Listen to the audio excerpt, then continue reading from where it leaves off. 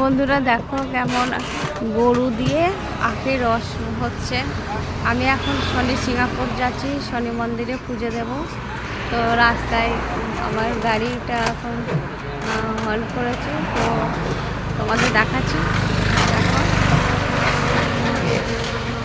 গরু দিয়ে আখের রস হচ্ছে।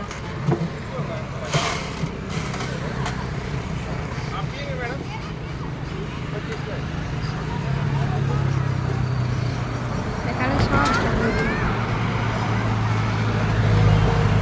প্রচুর আখের জমি, এখানে সব আখে ভর্তি।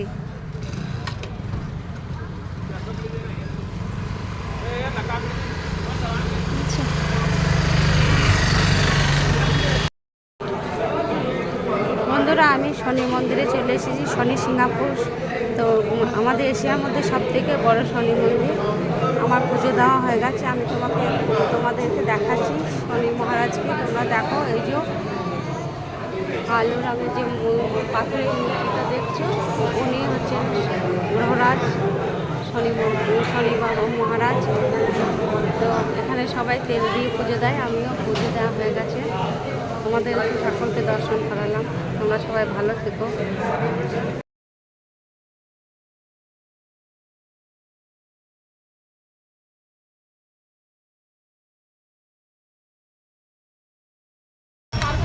নমস্কার, সুভাজনের রান্নাঘরে আমার সকল দর্শক বন্ধুকে জানাই স্বাগত। আমি শিউলি। আজকে কিন্তু রান্না নেই, আজকে আমি এখন সিঁড়িতে চলে এসেছি।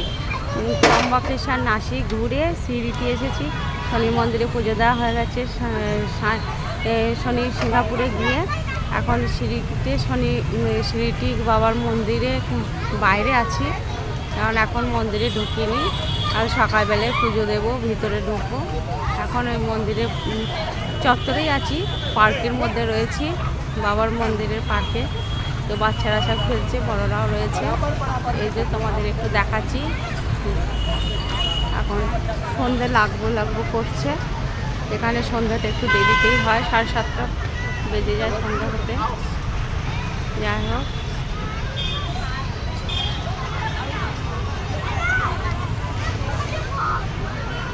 আমরা এই একদম মন্দিরের সামনেই একটা হোটেলে রয়েছি, খুব কাছে। এবং এখান থেকে আমার হোটেল থেকে মন্দির কাছে এবং ভোজনশালাও কাছে। খুব সুন্দর একটা জায়গায় রয়েছে আমরা। তোমাদের আমার হোটেলটা দেখাবো, আমি যে হোটেলে আছি। এখন রাখি, আবার তোমাদের সাথে কথা বলবো।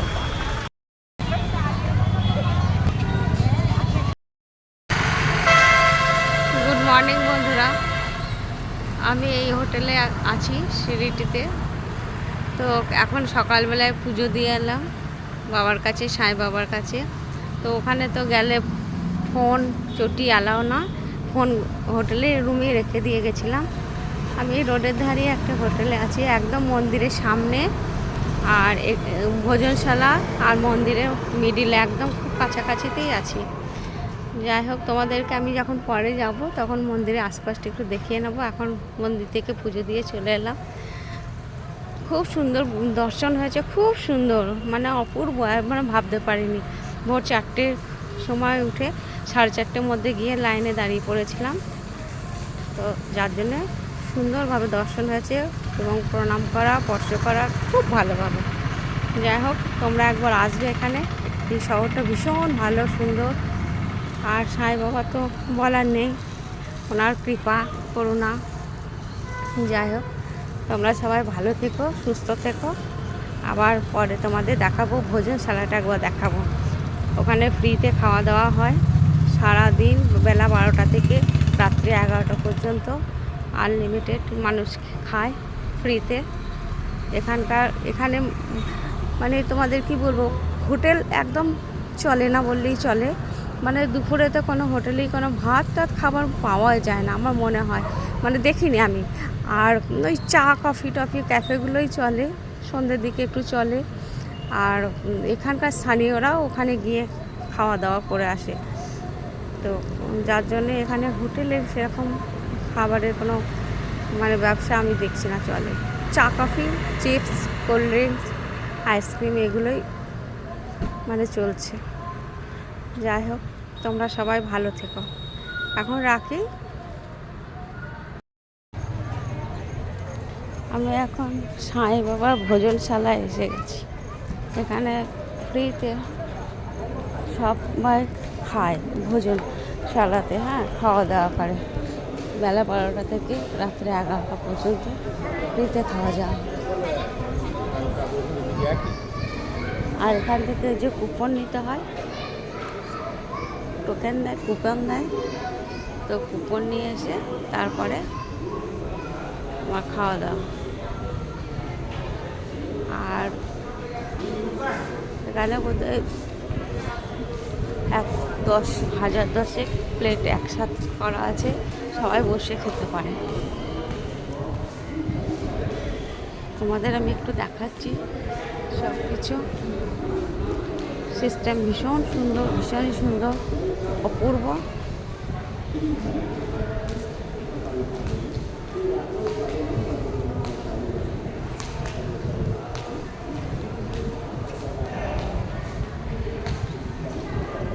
এগুলো বাইরেটা তোমরা দেখো।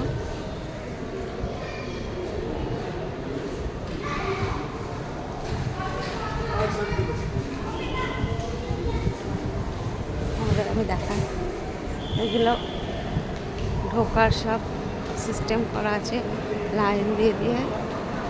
এখনও মানে মানুষজন আসা শুরু করেনি, একটু এখন কিছু কিছু জন আসছে। কিছুক্ষণ পর থেকে মানে জনস্রোতের মতন মানুষ আসা শুরু করে দেয় খেতে।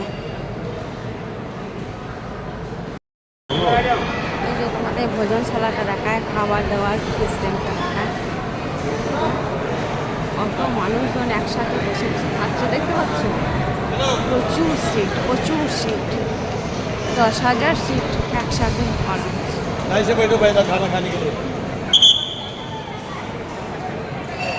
সব মানুষ ফ্রিতে খাচ্ছে, এত এত মানুষ প্রতিদিন, 365 দিন সব ফ্রিতে খাওয়া দাওয়া করে। সেই জন্য এখানে হোটেলে খাওয়া কিছু খায় না, এখানকার স্থানীয়রা এসে এখানে পেয়ে যায়। টুরিস্ট তো বটেই, তাছাড়া স্থানীয়রাও এসে এখানে খায়।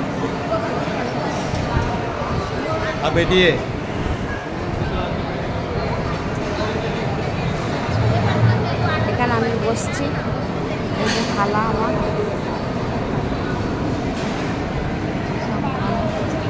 লবণ পর্যন্ত দিয়েছে।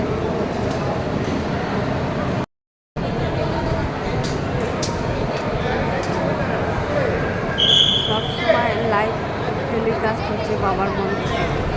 প্রচুর টিভি এখানে লাগানো আছে।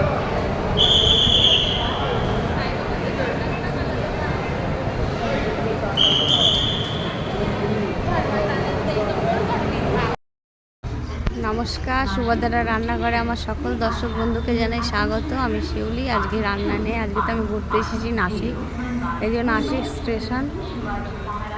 তো এবার আমরা নাসিক স্টেশনে নেমেই গেছি। এবার নাসিক স্টেশন থেকে আবার ট্রেনে করে গীতাঞ্জলি ধরবো, ধরে তারপর আবার চলে যাব হাওড়া।